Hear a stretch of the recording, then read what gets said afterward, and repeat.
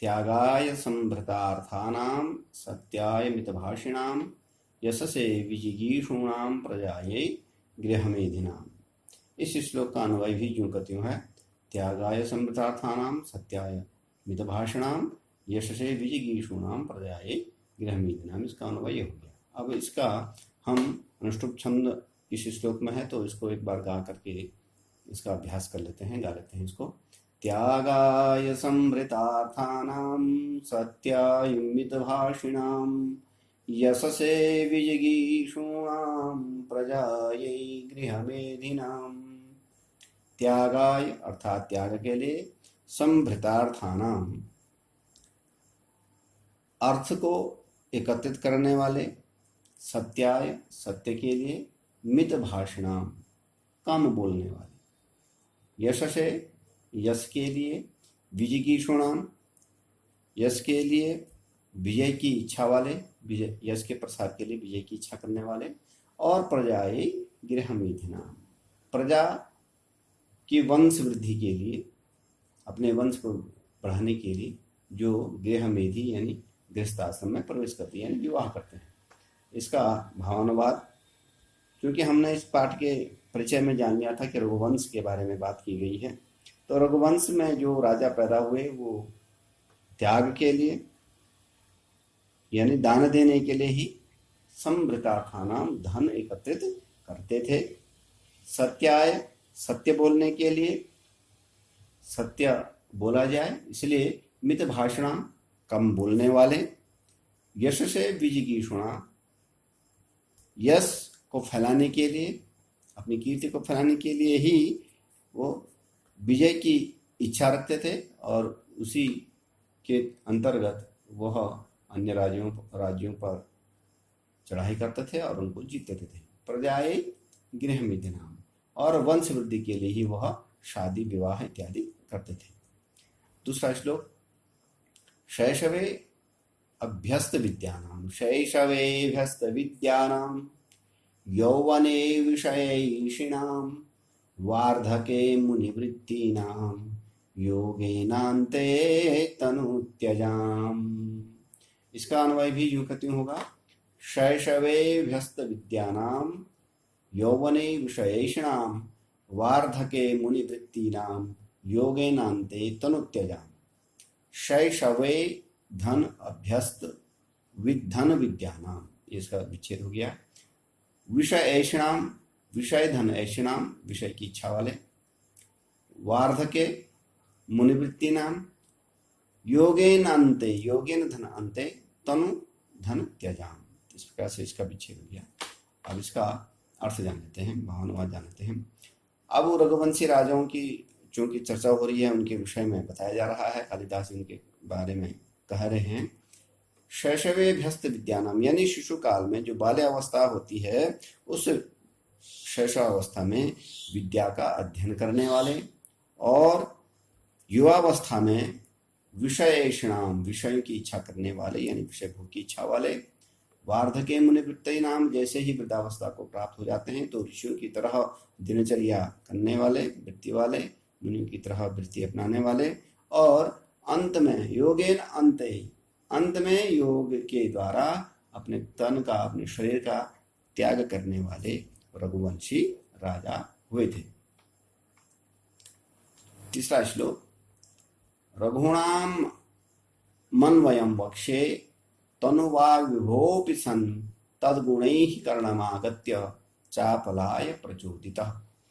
रघूणामन्वयं वक्षे तनुवाग विभवोऽपि सन् तद्गुणैः कर्णमागत्य चापलाय प्रचोदितः।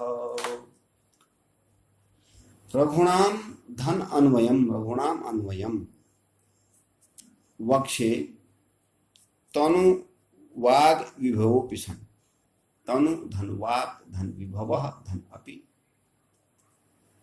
तद्गुणैः तत्गुणैः कर्णमागत्य कर्णम धनागत्य चापलाय प्रचोदितः। अब इसका जो अन्वय होगा, तनुवाग विभवोऽपि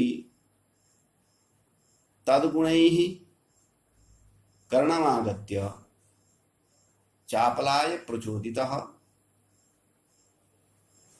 रघुणाम अन्वयम बक्षे तनु वाग विभोपि सन, यानी तनु वाग विभोपि सन, बहुत वाणी का वैभव न होते हुए भी, बहुत अच्छा नहीं बोलते हुए भी, बहुत अच्छा नहीं लिखते हुए भी, कहीं निकाल से करें कि मेरे पास वाणी की जो वैभव है, वाणी की जो ताकत है, मैं बहुत अच्छा ना तो गा सकता हूँ, ना ही बहुत अच्छा मैं बोल सकता हूँ, लेकिन तब भी तदगुणे ही, उनके गुणों को, जब उनके गुण, किसके, रघुवंशी राजाओं के गुण, कर्णम आगत्या, मेरे कानों तक पहुंचे, यानी मैंने सुना तो चापलाया, मेरे हृदय में चपलता पैदा हो गई, एक चंचलता पैदा हो गई कि मैं उसी चंचलता, उसी गुणों को सुन करके जो हृदय में मेरी चपलता आई, उसी ने ही मुझे प्रचोदित, मुझे प्रेरित किया। किस बारे में प्रेरित किया? अब कह रहे हैं कि रघुणाम अन्वयम मक्षे, उन्हीं उनके गुणों को सुन करके मेरा चंचल मन में जो प्रेरणा जगी, उसी प्रेरणा के बाद रघुनाम अन्वयम बक्षे, अब मैं रघुवंशी राजाओं के वंश परंपरा के बारे में बताता हूं, उनके बारे में बोलूंगा। अगला श्लोक, वैवस्वतो मनुर्नाम माननीयो मनीषिणाम आसीन महीक्षितामाद्यः प्रणवस्छन्दसामिव। वैवस्वतो मनुर्नाम माननीयो मनीषिणाम आसीन महीक्षितामाद्यः प्रणवस्छन्दसामिव। वैवस्वतः मनुः धननाम, मनुनाम, माननीय मनुष्यनाम जो कि तो सब रहेगा, आसीत धन, महीक्षिताम धन, आद्य, आद्य 3 शब्दों से मिलकर बना हुआ है। प्रणवः धन छंदसाम धन इव, प्रणवः विसर्ग जाएगा इस का, धन छंदसाम धन इव। अब इसका हम जान लेते हैं अन्वय। इस श्लोक में मनीषिणाम माननीयो वैवस्वतो नाम मनुः, मनीषिणाम माननीयो वैवस्वतो नाम मनुः,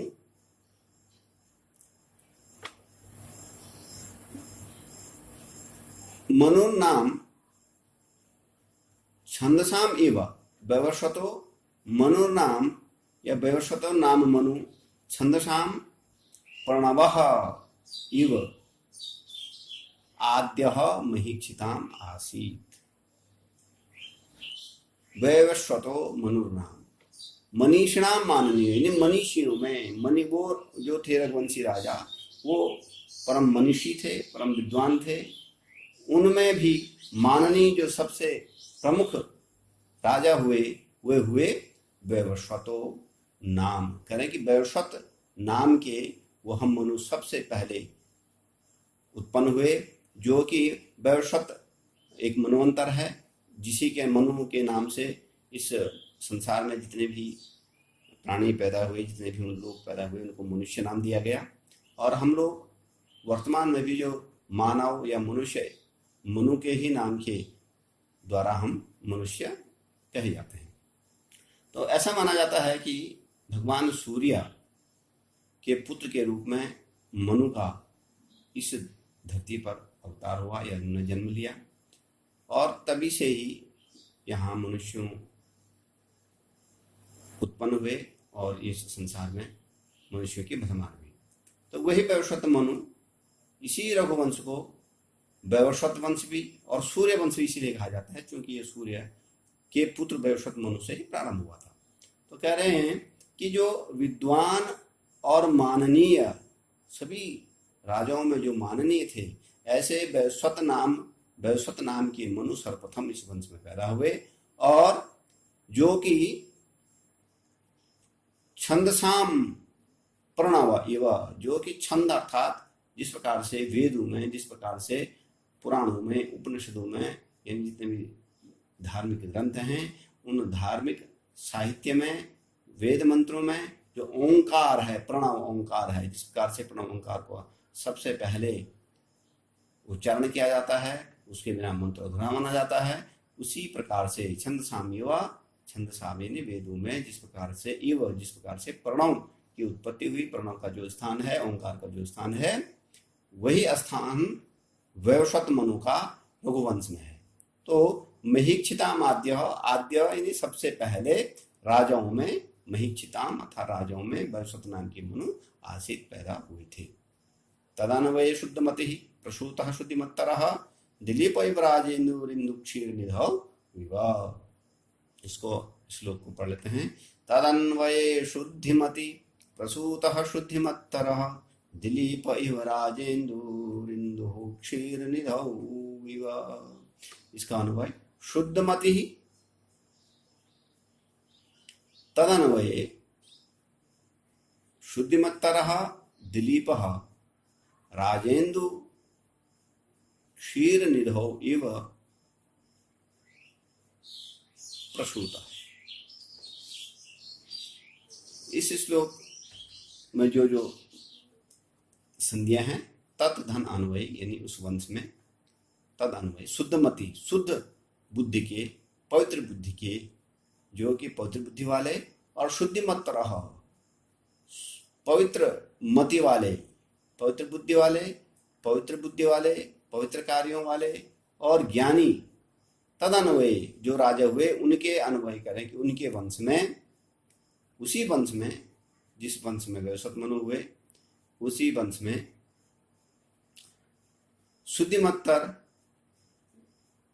जो शुद्ध बुद्धिमान थे, ज्ञानवान थे, दिलीप राजेंदु, दिलीप नाम के एक राजेंदु जो राजाओं के परम राजा थे, राजाओं में भी जो श्रेष्ठ राजा थे, ऐसे राजा दिलीप पैदा हुए। कैसे पैदा हुए? क्षीरनिधौ इव इंदुः, जिस प्रकार से इंदु यानी चंद्रमा क्षीर निधि में अर्थात समुद्र से, पवित्र समुद्र से चंद्रमा उत्पन्न हुए, उसी प्रकार से चंद्रमा के समान राजेंद्र इन राजाओं में श्रेष्ठ राजा दिलीप भी उत्पन्न हुए। तो अब आगे के श्लोकों में दिलीप के ही बारे में जानकारी मिलेगी, ऐसा इस श्लोक के तात्पर्य से लग रहा है। तो अब कह रहे हैं कि अगले श्लोक में क्या कहा? आकार सदृश प्रज्ञः प्रज्ञया सदृशागमः आगमैः सदृशारंभ आरंभः सदृशोदयः। आकार सदृश प्रज्ञः प्रज्ञया सदृशागमः आगमैः सदृशारंभ आरंभ सदृशोदयः। आकार सदृश प्रज्ञा, जिनका आकार के समान जिनकी प्रज्ञा है, जिनकी बुद्धि है, आकार जिनका क्या है? बड़ा विशाल है, दिव्य है और पवित्र है, उसी के समान प्रज्ञा बुद्धि वाले, और प्रज्ञया सदृशागमः, और जिस प्रकार से उनकी प्रज्ञा है, उनकी बुद्धि है, उसी प्रकार से उन्हें आगम वेद शास्त्रों का भी ज्ञान है, नीति शास्त्रों का भी ज्ञान है, धार्मिक ग्रंथों का भी उन्हें ज्ञान है। आगमे ही सदृशारंभ, और जिस प्रकार से उन्हें वेद शास्त्रों का नीति में जिस प्रकार से वो राजा निपुण हैं, उसी प्रकार से वे सदृशारंभ, आगमों के सदृश, उसमें जो ज्ञान है उसी के समान पवित्र बुद्धि वाले, ज्ञान वाले। आरंभ, कार्य का आरंभ भी उसी प्रकार से विधिवत तरीके से करते हैं, परिश्रम के साथ करते हैं। और आरंभ सदृशोदय, जिस प्रकार से उनका आरंभ होता है, वो कार्य को प्रारंभ करते हैं, परिश्रम से करते हैं, और उसी परिश्रम के द्वारा उन्हें जो उसका फल मिलता है, जो मेहनत का फल अंततः उन्हें परिणाम प्राप्त होता है, वह भी सदृशोदय, उनका उसका जो उदय है, उस कार्य के पूरा करने के बाद जो फल का उदय है, वह भी उनको पवित्र और श्रेष्ठ फल उनको मिलता है। तो इस प्रकार से इन 6